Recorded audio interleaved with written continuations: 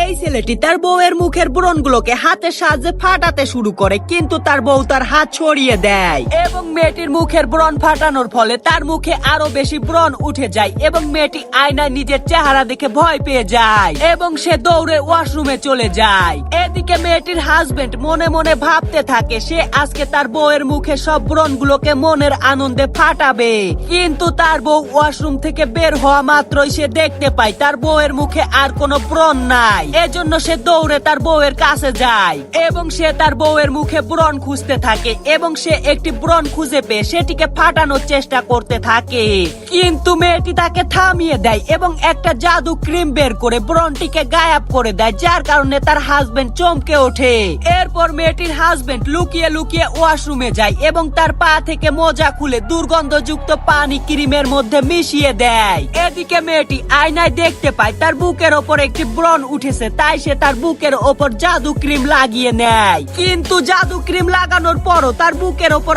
আরো বেশি ব্রণ উঠে যায় এবং এটি দেখে তার হাজবেন্ড অনেক খুশি হয়ে যায় এবং তখন মেয়েটি রেগে গিয়ে তার হাজবেন্ডকে ধাক্কা মেরে দেয় এবং সে জাদু ক্রিমটির গন্ধ শুকে বুঝতে পারে তার হাজবেন্ড নিজের পা থেকে মোজা খুলে জাদু ক্রিমটির মধ্যে দুর্গন্ধযুক্ত পানি দিয়েছে। তখন মেয়েটি অনেক বেশি রেগে যায় এবং সে তার হাজবেন্ডকে ধরে তার সারা মুখে দুর্গন্ধযুক্ত জাদু ক্রিমটি লাগিয়ে দেয়, যার কারণে তার সারা মুখে ব্রণ উঠে যায় এবং সে কান্না করতে থাকে।